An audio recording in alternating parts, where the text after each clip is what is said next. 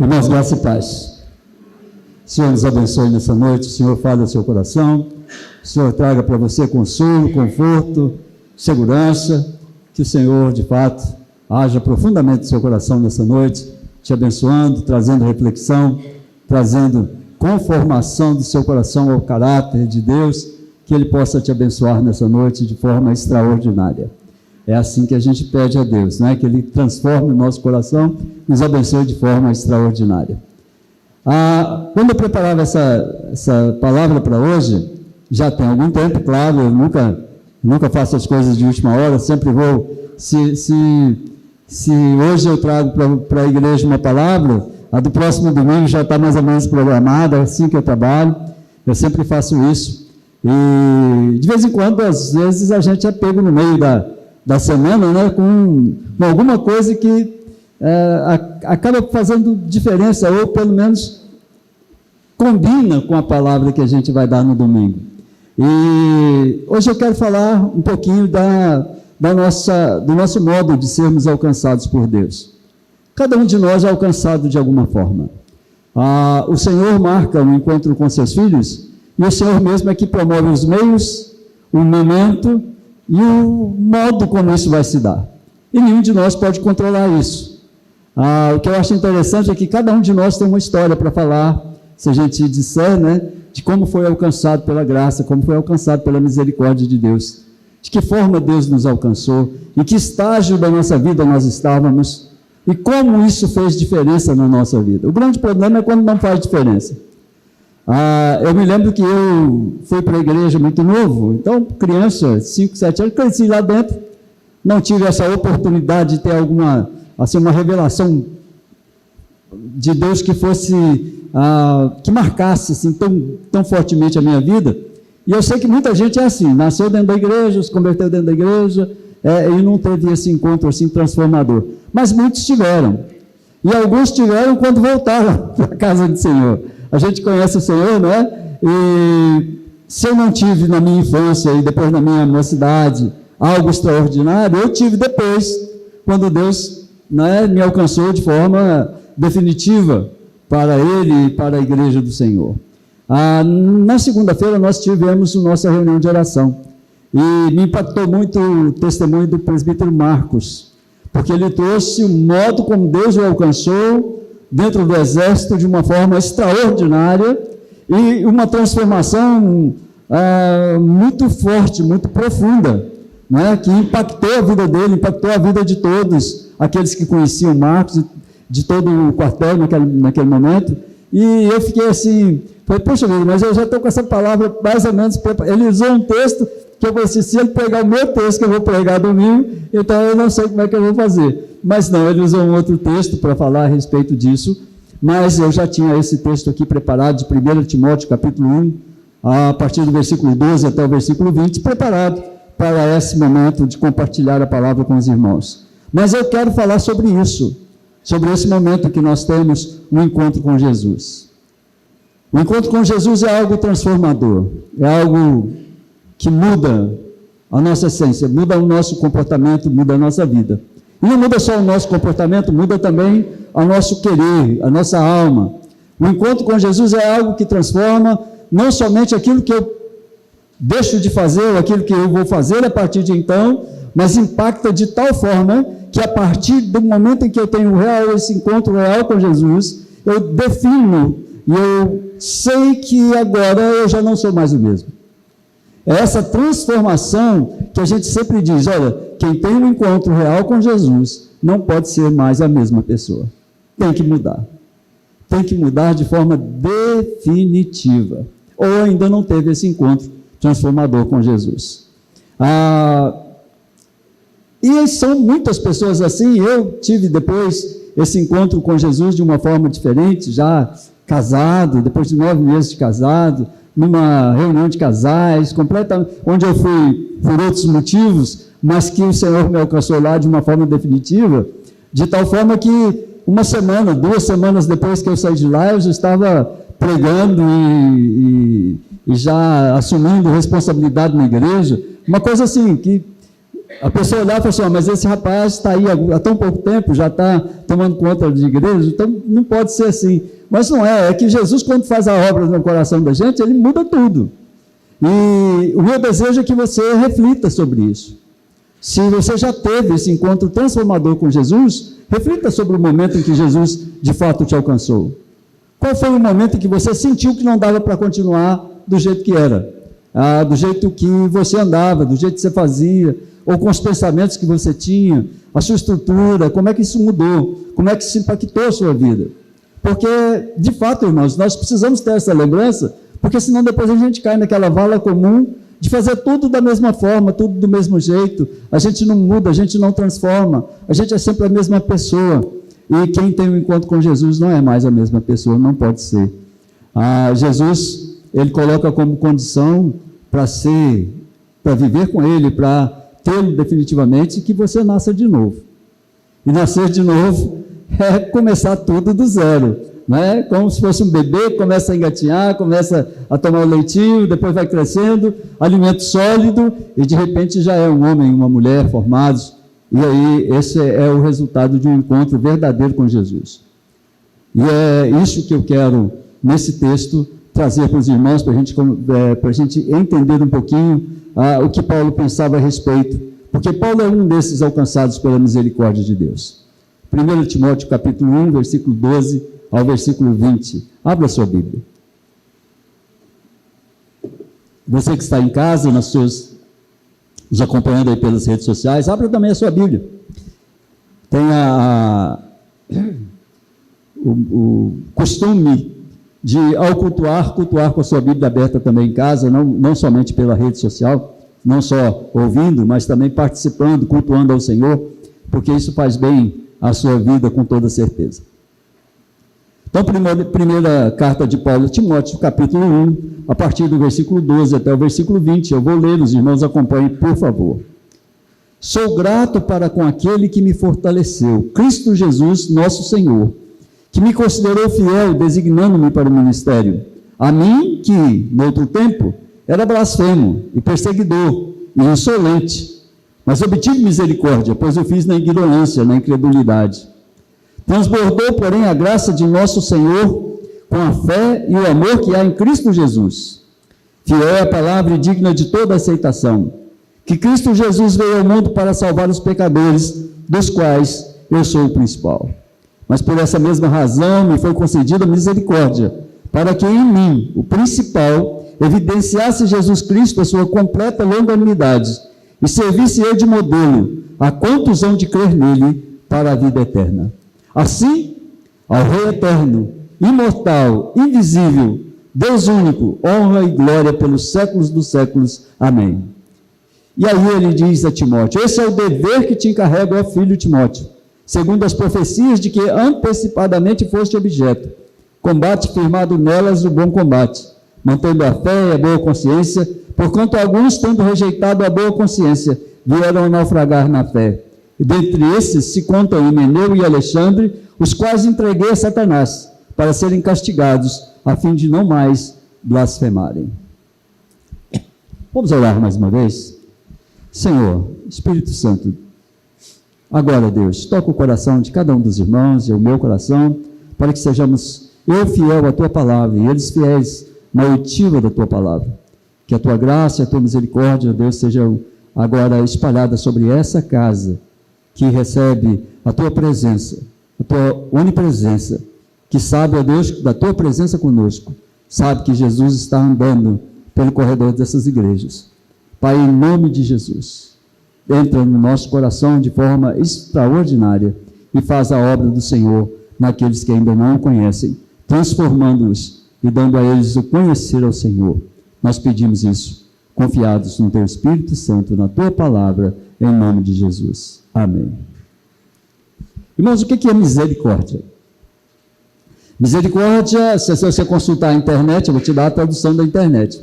Misericórdia de Deus é a compaixão e o perdão que Ele demonstra a nós, que somos pecadores, que somos frágeis, e é uma forma de graça que nos ajuda a voltar a viver na presença dEle. A misericórdia de Deus permite que nós, pecadores, voltemos a viver na presença dEle.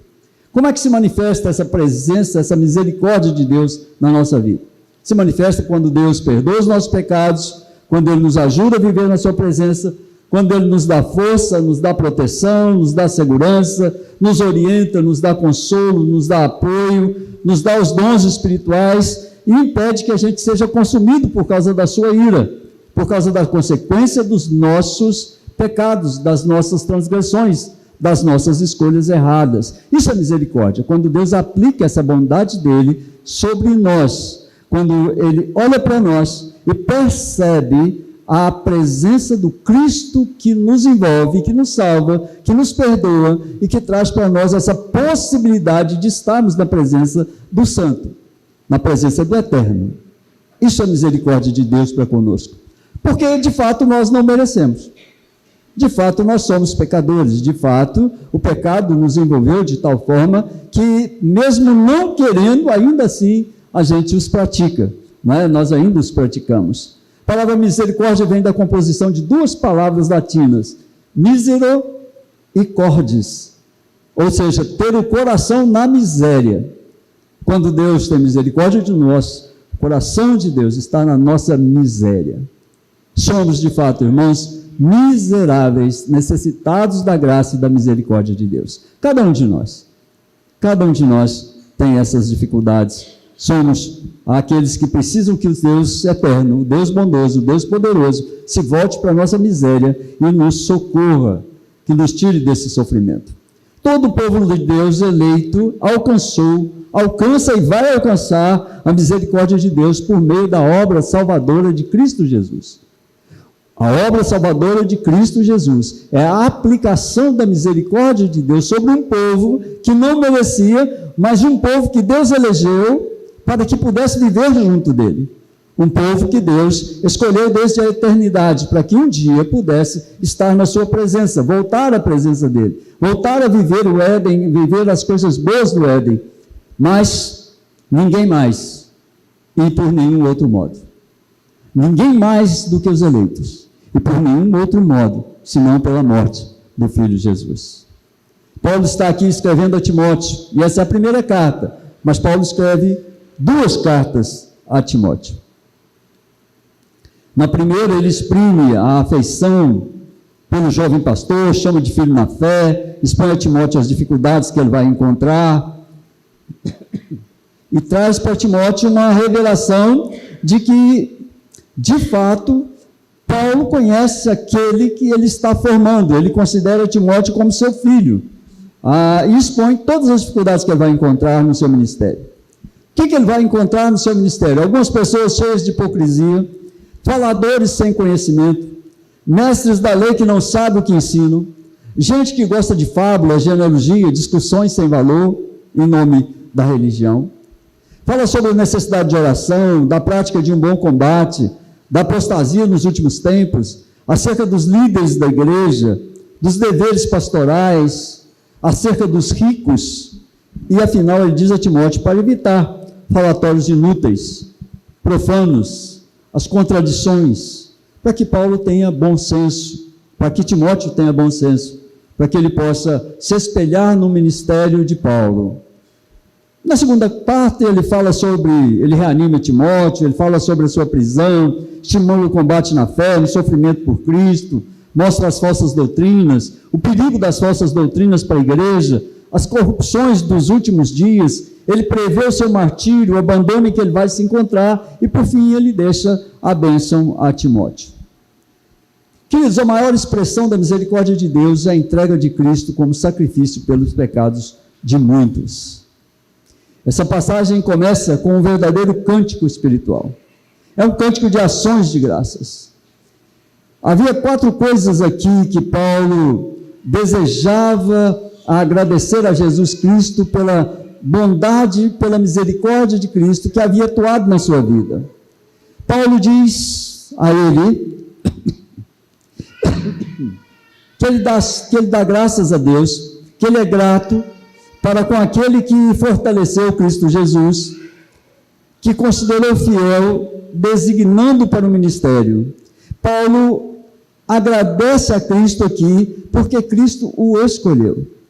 É interessante a gente pensar que Paulo, ele vai dizer, logo em seguida, que ele era blasfemo antes de encontrar-se com Cristo, que ele perseguiu a igreja de Cristo, que ele consentiu na morte de alguns fiéis a Cristo, de que ele ferveu cartas para levar preso muitos da igreja, a liderança da igreja na época. E Paulo agiu assim, como ele diz, na ignorância, mas ele agiu assim. E agora ele agradece a Jesus porque ele o escolheu. Ele escolheu. Ele sentiu que tinha sido escolhido por Cristo. Não que ele tenha escolhido a Cristo, mas Cristo escolheu. Era como se, enquanto ele caminhava por uma destruição, Jesus Cristo tivesse posto sua mão sobre o seu ombro e o tivesse detido no caminho. É interessante que, quando nós encontramos Jesus de uma forma extraordinária, é como se a gente estivesse caminhando para a derrota, como se a gente estivesse caminhando para a morte, e alguém colocasse sobre nós a sua mão, sobre o nosso ombro, e dissesse: filho, vem cá, olha para mim, você não está caminhando para a vida, você está caminhando para a morte, volta, você foi escolhido para a vida.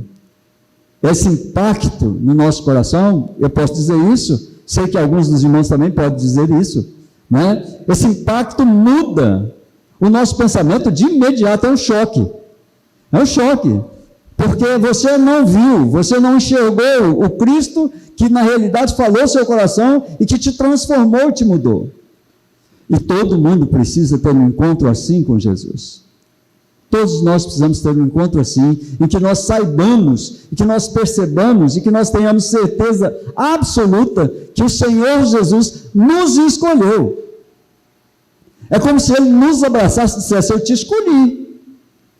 E você, então, olhando para Ele, poderia dizer: não posso mais voltar lá atrás, né? Eu não posso mais seguir do jeito que eu estou indo. Eu preciso mudar.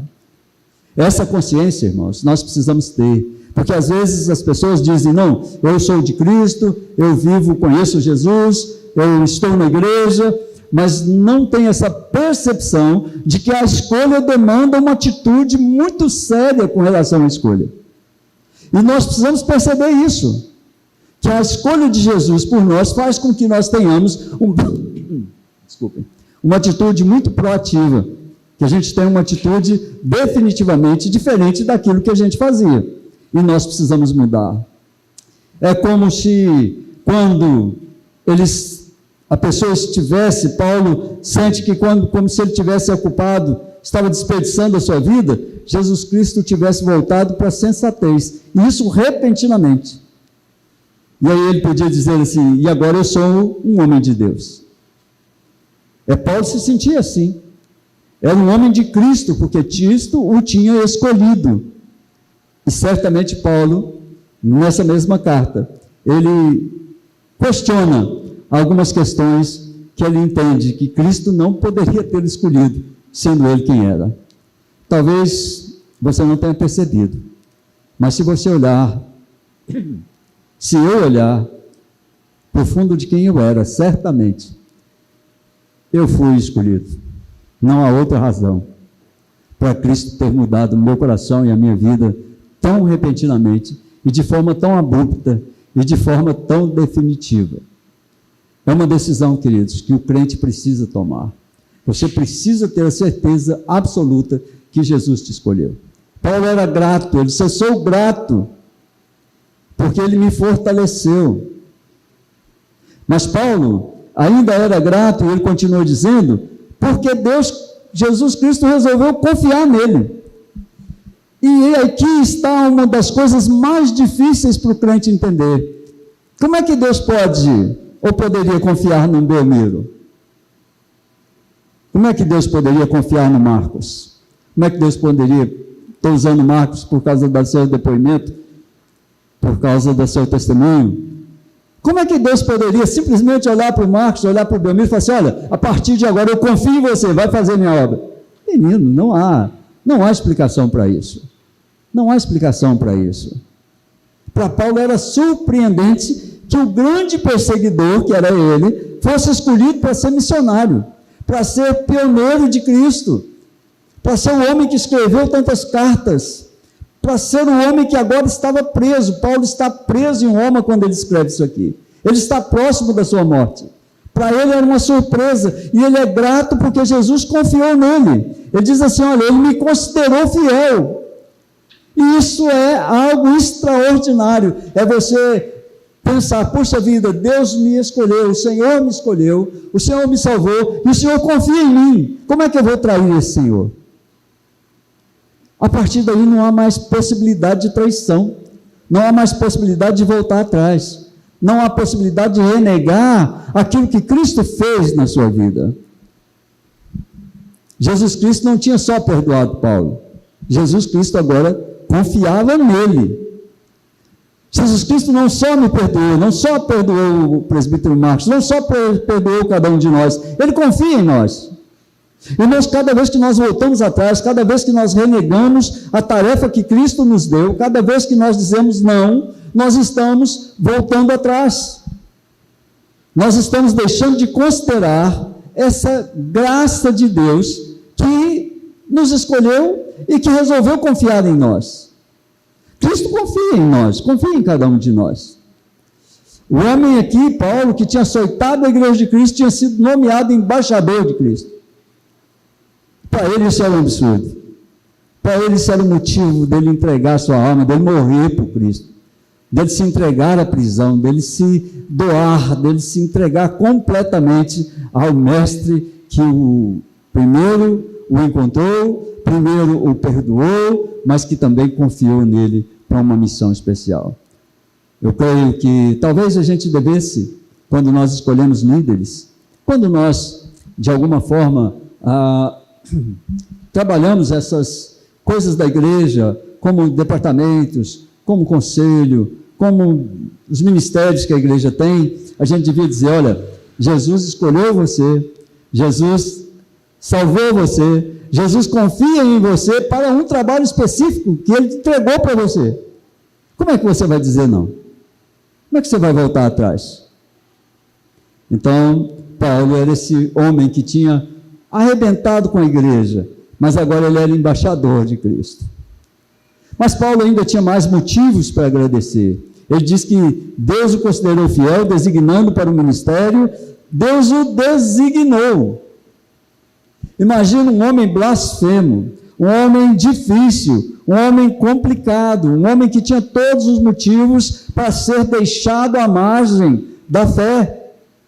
Mas Cristo o elegeu, Cristo o buscou, Cristo transformou a sua vida e Cristo o designou.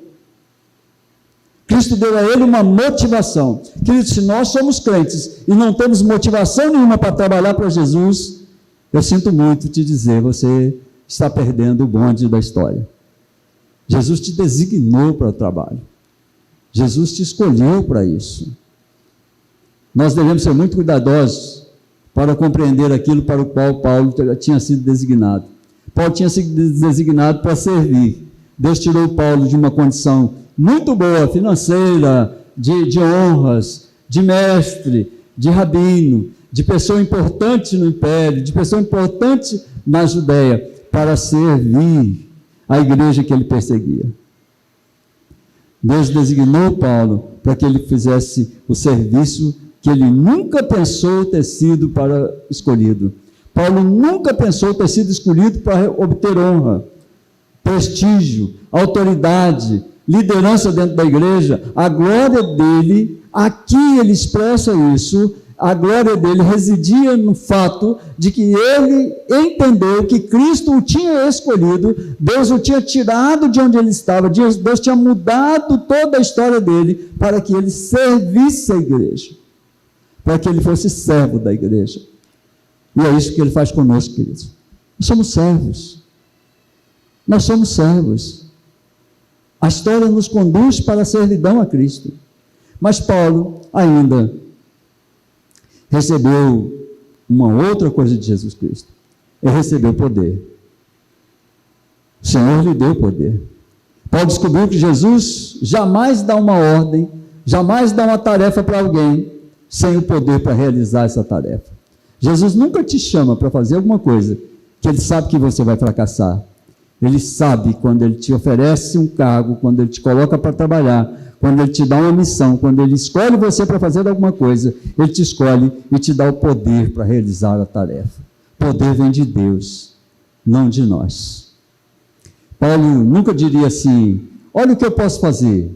Ele nunca fez isso. Quando nós olhamos todas as cartas de Paulo, ele nunca disse assim, eu posso fazer isso, eu posso fazer aquilo, mas ele dizia assim, olha o que Jesus Cristo me capacitou para fazer. Olha o poder de Deus que agindo em mim me possibilita fazer isso. Ninguém, queridos, é bom, ninguém é forte, ninguém é puro, nem suficientemente sábio para ser servo de Cristo. Mas aquele que se entrega a Cristo, Ele o fará por seu próprio poder, não pelo seu próprio poder, mas pelo poder do Senhor.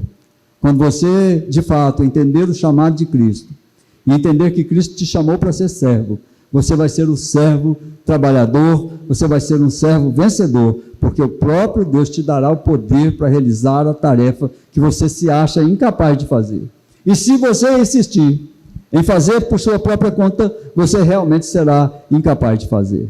Você só é capaz porque Cristo provê os meios pelo qual você faz. Então nós precisamos entender que quando Cristo exerce sua bendita misericórdia sobre a nossa vida, então essa misericórdia exercida precisa de resposta. Se Jesus exigiu, se Jesus trouxe a sua misericórdia e me alcançou, se Jesus trouxe a sua misericórdia e alcançou o presbítero Marcos, se Jesus trouxe a sua misericórdia e alcançou cada um de nós, esse alcance da graça e da misericórdia de Deus precisa de uma resposta. Que resposta você tem dado à graça de ter sido salvo por Jesus? É isso que eu quero levar a igreja a pensar. O que é que nós temos feito? Jesus nos comissionou para estarmos aqui cantando. Jesus nos comissionou para estarmos aqui tocando. Jesus nos comissionou para estarmos aqui pregando, para estarmos orando, para buscarmos evangelizar as pessoas, para buscarmos fazer o trabalho do Senhor que nós entendemos ser necessário ser feito por nós. O que é que nós estamos fazendo? O que é que nós temos feito do chamado? Paulo está preso. O que ele fez do chamado foi levar até o fim, enfrentar todas as consequências para a vida dele, por amor a Deus, por amor ao chamado, porque ele teve um encontro extraordinário com Jesus. A partir daquele momento ele não podia mais ser o mesmo. A partir daquele momento ele não podia mais ser egoísta. A partir daquele momento ele entendeu que Paulo, que ele conheceu, morreu. Naquele encontro com Jesus, o Paulo morreu. O Paulo deixou de enxergar. O Paulo perdeu todas as suas possibilidades humanas de ser qualquer coisa que ele quisesse ser. A partir daquele momento ele seria o que Cristo queria que ele fosse, por amor da igreja, para que ele fosse servo da igreja. E é nessa servidão que eu quero pensar com os irmãos, que quando Cristo exerce misericórdia sobre nossa vida, essa misericórdia precisa de uma resposta. Nós precisamos responder. Quando nós olhamos para Paulo, a gente aprende com ele que nós somos servos de Cristo.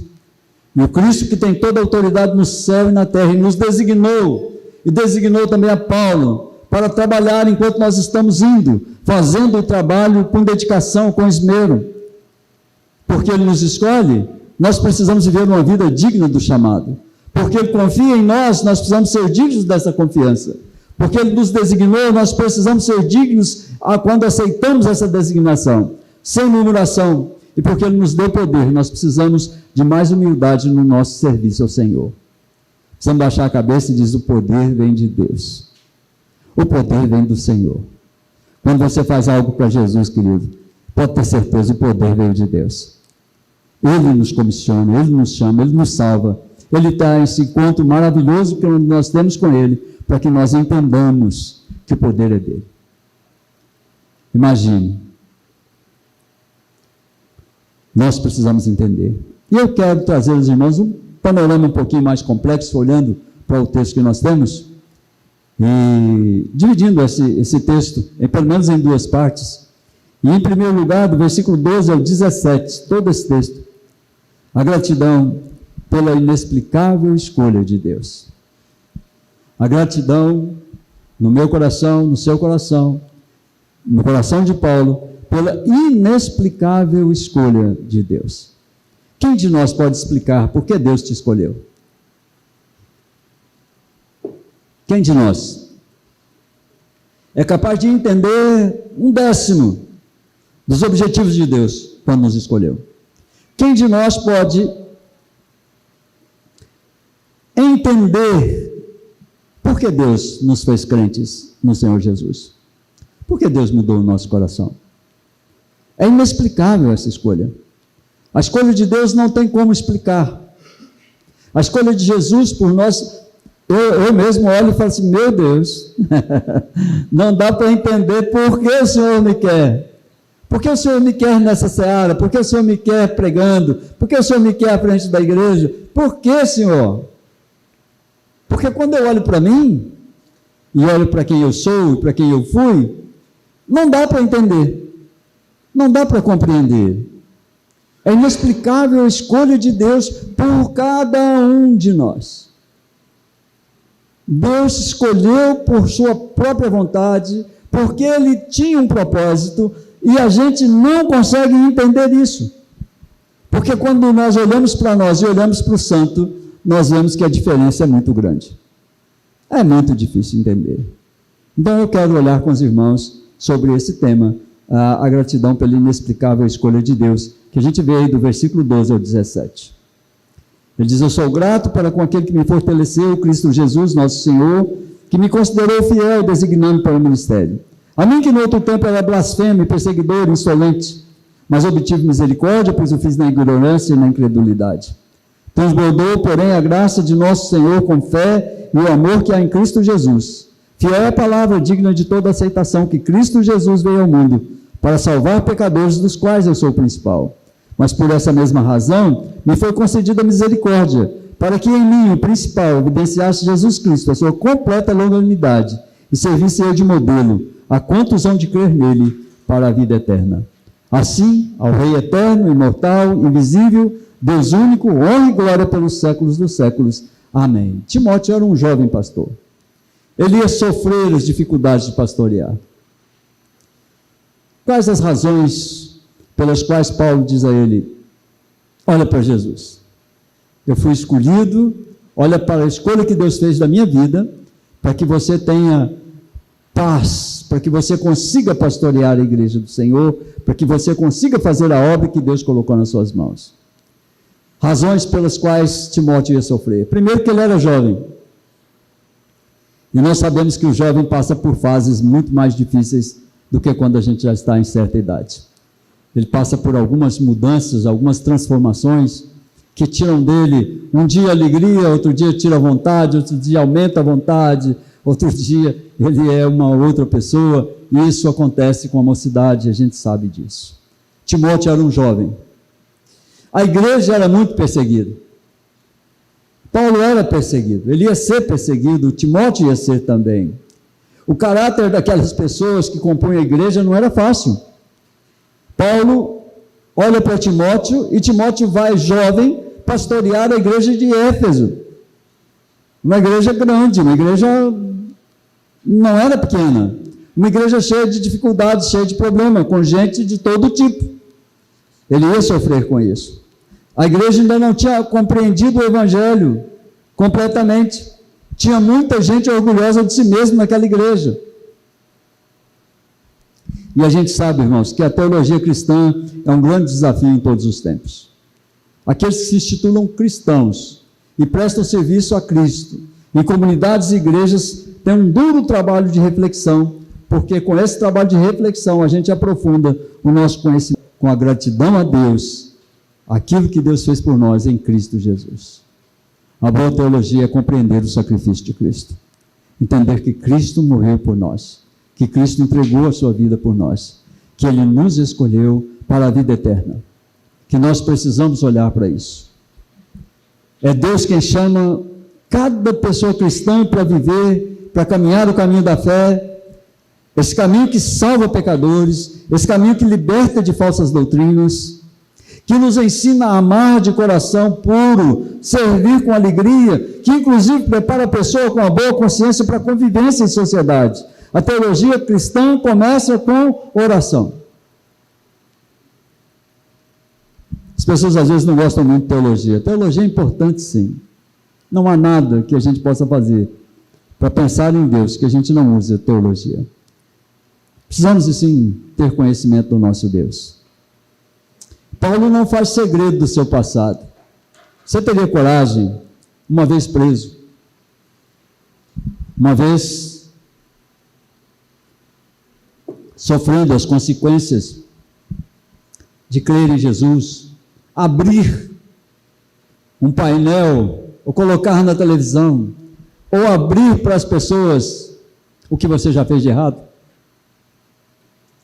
Será que nós temos coragem para abrir o peito e dizer: eu já fiz isso, isso, isso e isso, eu já fui isso, isso e isso, não sou mais por causa de Jesus, mas eu já fui, e aquilo que eu fui me envergonha para hoje, mas aquilo que eu sou hoje me dá paz para lidar com aquilo que eu fui. Paulo não faz segredo nenhum do seu passado aqui. Ele expõe o que ele fez. O texto começa aqui, e Paulo mesmo exagera, porque ele diz que ele era o pior. Ele era o pior que se poderia encontrar naquele tempo. Ele era um perseguidor, ele era blasfemo, ele blasfemava contra Cristo. Ele expunha a religião ao vitupério, à perseguição, à maldade de um sistema. Aqui, aqueles que seguiam a Cristo, mais humildes, sofriam na mão de Paulo. Ele viu Estevão morrer. Ele permitiu que Estevão fosse apedrejado. Ele participou da prisão de muitos cristãos. E ele não esconde isso. Era mais fácil, eu talvez acho que seria mais fácil se ele dissesse assim: gente, olha quem eu sou. Eu sou o Paulo, o pregador. Eu sou o Paulo, aquele que tem escrito cartas às igrejas, falando desse Cristo maravilhoso. Ele disse: não, eu era blasfemo, eu não valia nada, eu não prestava. Eu tinha dificuldades para enfrentar hoje o que eu sou.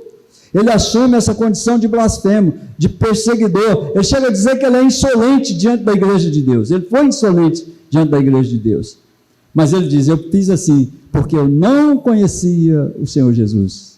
Eu fiz na ignorância, na incredulidade. Olha, querido, você já pensou se nós que somos crentes afrontarmos a igreja, afrontarmos os irmãos, afrontarmos o mundo, sendo insolente, blasfemador, murmurador? Nós que já somos crentes. Paulo foi alcançado e ele mudou, mas antes ele era, mas ele mudou, ele se transformou. E aí, o que eu vejo quando Deus trata Paulo aqui, é que quanto mais pecador, mais brilha o amor de Deus, o amor divino sobre essa pessoa. É por isso que nós lemos e vemos que Cristo veio para salvar o perdido, veio para o doente, veio para aquele que não tinha mais esperança, ele veio para aquele que não podia alcançá-lo, para aquele que não teria nenhuma chance se nós fizéssemos um concurso de bondade para chegar a Deus. É isso que Jesus veio fazer. Quanto mais pecador, mais brilha o amor divino nessa pessoa. De perseguidor, ele se transforma em servidor da igreja e na igreja de Cristo. E essa mudança radical precisa ser reafirmada uma e outra vez, para que fique bem evidente do que é capaz o amor de Deus por uma pessoa. O amor de Deus por sua vida, o amor de Deus pela vida de cada um de nós, vai se evidenciar muito mais cada vez que nós demonstrarmos que somos agora transformados pela graça, pela bondade e pela misericórdia de Deus. Ela nos alcançou. A misericórdia de Deus tem uma fonte.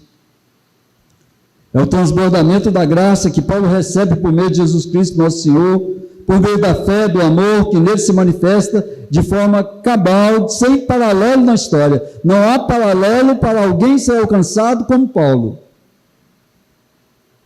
A graça de Deus se manifesta totalmente aqui, no homem que é blasfemo, autoritário, que é orgulhoso, que podia fazer qualquer coisa naquele tempo, que tinha poder nas mãos. De repente ele se transforma em servo, se transforma em alguém que serve, que muda, que baixa a sua tez, que baixa a sua cabeça, para encontrar na misericórdia de Deus motivo para viver, e motivo para entregar a sua vida à morte, por Cristo Jesus. Descrever a conversão de Paulo é o mesmo que olhar para a graça transbordante de Deus sobre a vida de quem não merece. Nós podemos perceber a intensidade do que passa no coração e na vida de quem é atingido pela graça de Deus. A graça de Deus pode ser experimentada no silêncio, na paz de quem busca paz, mas em certos casos, a graça de Deus é experimentada e implica viver ou vivenciar algo extraordinário na nossa vida. O autor aqui descreve, que é o transbordamento, quase um êxtase, que só a fé pode proporcionar para alguém viver o que Paulo vive aqui. É uma gratidão eterna de Paulo. Isso aqui, essa gratidão de Paulo, ela se reflete numa mudança radical, numa mudança extraordinária, integral, substancial. Paulo se transforma aqui totalmente. Ele deixa de ser quem era imediatamente ao ser alcançado pela graça. É por isso, irmãos, que não dá para dizer que Jesus vai nos alcançando enquanto a gente continua pecando. Não, você é alcançado pela graça, alcançado por esse encontro transformador com Jesus. A sua mudança precisa ser radical, precisa ser honesta, precisa ser integral, precisa ser substancial e precisa ser definitiva na sua vida. Ao mudar, você muda definitivamente, deixa de ser quem era para ser quem agora Cristo quer que você seja. É uma gratidão eterna de Paulo. Eu creio que se eu pudesse perguntar ao presbítero Marcos, é o que eu vou dizer de mim mesmo, a gratidão é muito grande. Porque quando eu olho para o que eu poderia ter feito, para o que eu poderia ter sido, e olho para o que Deus transformou, o que Deus mudou, e eu olho para muitos irmãos e reconheço que Deus fez isso na vida de muitos de nós entendemos que a graça de Deus, realmente, ela é misericordiosa sobre a nossa vida. Toda a obra de Cristo é resumida numa frase: Cristo Jesus não veio ao mundo para salvar os justos, gente piedosa, gente santa, gente irrepreensível, seguidor da lei, dos preceitos. Ele veio para salvar gente pecadora, e Paulo chega ao absurdo de dizer: eu sou o principal desses pecadores. Piedade cristã é uma boa prática, porque ela prepara as pessoas para viver com amor e respeito a partir da fé em Cristo Jesus. Mas ela se torna perigosa quando ela serve para diferenciar. Eu sou piedoso, fulano não é. Eu vivo a piedade, fulano não vive. Eu sou crente, fulano não é. Eu olho para o irmão e vejo que ele é menos crente que eu. Isso é um problema para mim. Quando eu vejo isso, quando eu me sinto superior, quando eu acho que eu sou mais um pouquinho do que o outro, isso é muito ruim para mim, é muito pernicioso, é muito perigoso. Tem pessoas que são mais fracas na fé, mas há pessoas que se vangloriam por isso. Não, eu sou muito mais espiritual do que os meus irmãos. Isso é um problema sério. Olha para Paulo e diz assim: eu sou o pior dos pecadores. Eu sou o pior. Versículo 7, ele diz assim: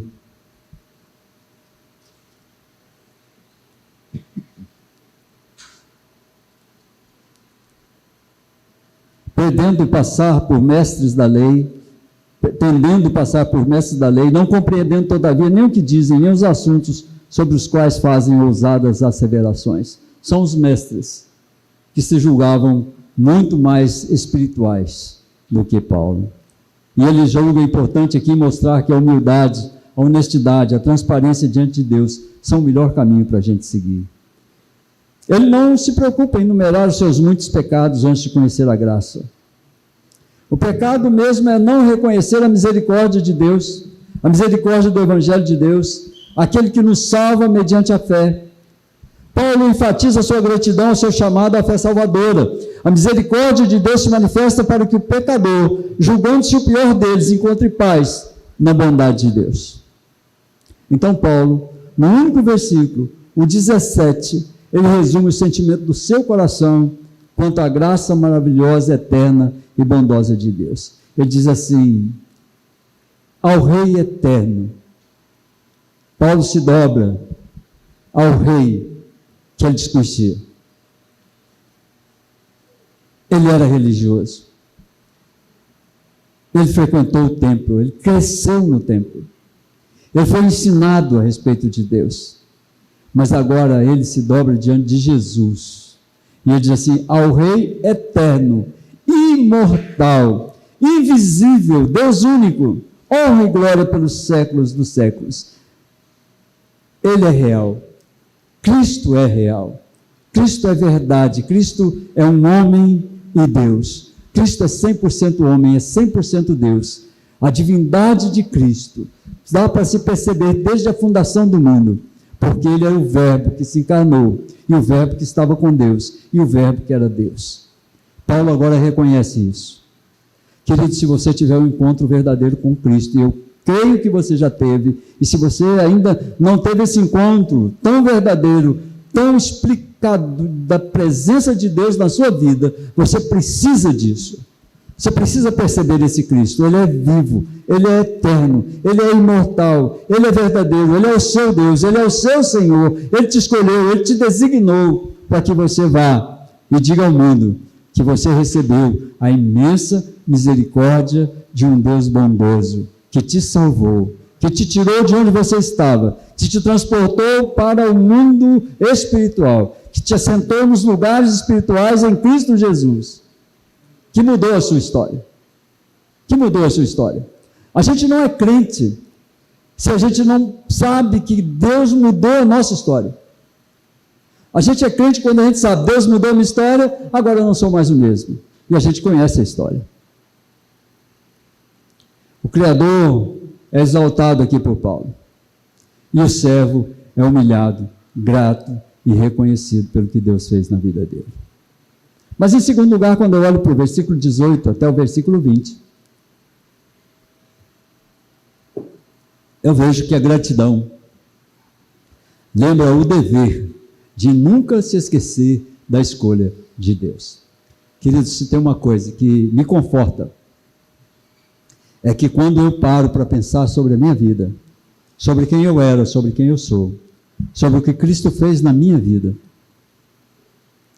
eu nunca me esqueço que Ele me escolheu por causa da bondade e da misericórdia dEle. Paulo cita para Timóteo o nome de alguns que se esqueceram da graça e da misericórdia. Fala inclusive os nomes, Himeneu e Alexandre, dos quais Paulo já desistiu. Mais do que desistir, Paulo já entregou esses homens para Satanás, para que eles fossem castigados. Eram 2 cristãos primitivos lá de Éfeso. Se tornaram blasfemadores, heréticos, foram opositores a Paulo, depois a Timóteo, e Paulo já os entregou. Paulo dá uma clara distinção da sua mudança.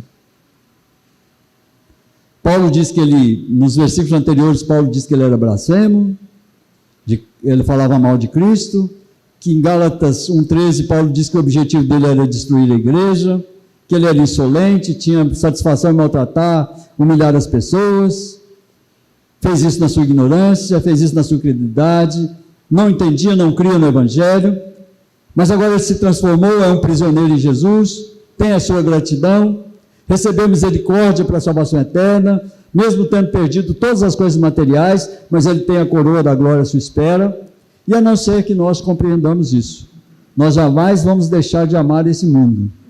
Nunca agradeceremos a Jesus de forma convincente pela beleza da graça e da misericórdia dele. A vinda de Cristo não foi um evento sociopolítico. Foi uma ação sobrenatural de Deus no mundo para tratar com o pecado e a separação que ele causa entre Deus e os homens. E nós precisamos entender isso para a nossa vida. O dever que Paulo encarrega a Timóteo é o de lutar o bom combate, de combater firmado na verdade esse combate que ele agora vai enfrentar na igreja. Paulo está dizendo a ele, o dever que encarrego você, segundo as profecias, é que você precisa combater firmado nessas profecias, o bom combate. Mantenha a fé, mantenha a boa consciência, porque alguns já naufragaram. O encontro com Jesus é algo que deve mudar a nossa expectativa em relação à igreja.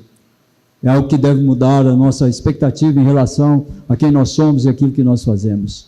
Deus enviou Cristo ao mundo, confiou-lhe essa missão da cruz, para que a gente reveja, para que a gente consiga mensurar o valor da libertação do pecado e da morte. E eu vou concluir dizendo o seguinte: Paulo olhava da dureza do seu cativeiro em Roma e via um jovem pastor com dificuldade de lutar com muitos crentes mundanos em Éfeso.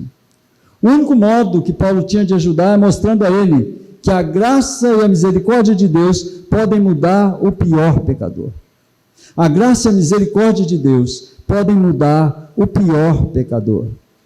Não há pecador sobre o qual a graça de Deus não possa atuar.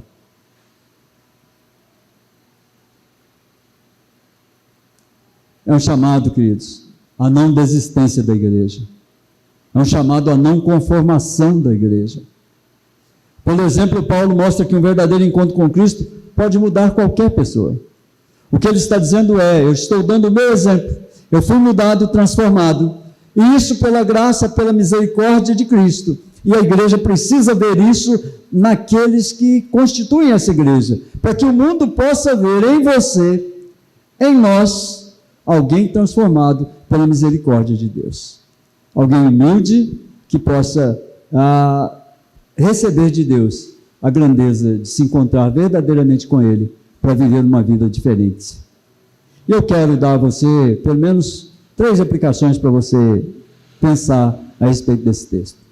Primeira aplicação, querido: pare, pense, reflita naquilo que Jesus fez por você e na situação que você estava quando se encontrou com Ele. Reflita, pare, pense.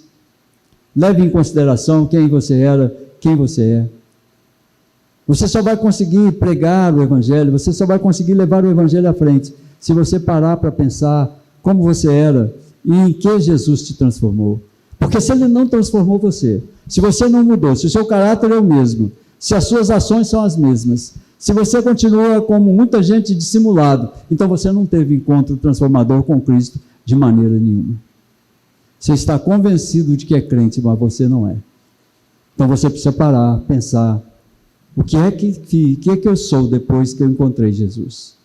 Quem eu sou agora? O que Jesus fez de mim? Segunda aplicação: pense em quantas vezes depois disso você já se deixou levar por engano. Depois que você confessou Jesus como seu Senhor e Salvador, quantas vezes você já voltou atrás? Quantos erros você já cometeu? Quantas vezes você já traiu a confiança de Deus? A gente precisa pensar nisso, para a gente poder pedir perdão a Deus.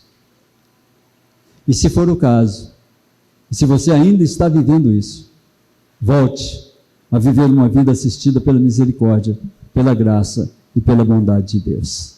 Volte a viver como um verdadeiro crente. Se você está desviado, se você está fora dos caminhos do Senhor, reflita, pense. Olha o que Jesus é, o que Jesus fez, o quanto Deus tem sido bom para com você. E volte para viver intensamente a misericórdia, pela graça e pela bondade de Deus sobre a sua vida. Que Deus nos abençoe, que a gente reflita um pouco sobre isso, sobre quem nós somos, sobre o encontro que tivemos com Deus e quem agora nós somos de fato e de verdade. O que nós podemos expressar de confiança nesse Deus, para mostrar ao mundo que Deus pode mudar o pior pecador.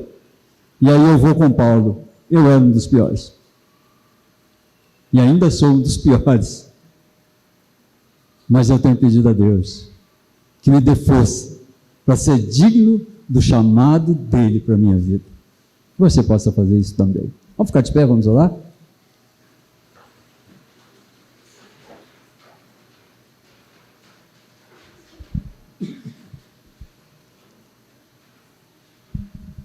Senhor, nosso Deus, nosso Pai, nós te chamamos. Ó Pai, somos o teu povo, o rebanho do pastoreio do Senhor. Cremos, ó Deus, na tua bondade, na tua misericórdia, que nos salvou mediante a morte do Senhor Jesus, teu Filho amado, que o Senhor entregou por amor de nós. E agora, ó Deus, quando o Senhor nos contempla através do teu Filho, o Senhor vê, ó Deus, pessoas redimidas, pagos, aqueles que o poder da graça e a misericórdia do Senhor, através do teu Filho amado, pagou o preço para mudarmos aquilo que ainda, as coisas, ó Deus, em que nós ainda erramos, mesmo sabendo quem é o Senhor, o que o Senhor fez por nós e de como nós devemos responder a essa misericórdia do Senhor. Nos abençoe, nos guarde como igreja do Senhor, nos dê, ó Deus, percepção da tua presença santa todos os dias da nossa vida. Nós rogamos assim, nós te agradecemos em nome de Jesus. Amém. E agora, irmãos, que a graça do nosso Senhor Jesus Cristo, que o amor de Deus, o nosso Pai, e a comunhão e a consolação do Espírito Santo de Deus, seja com todo o povo de Deus que está aqui hoje, mas com todo o povo de Deus espalhado pela face da terra, e não somente hoje, mas para sempre. Amém, amém e amém. A igreja se assente, eu tenho alguns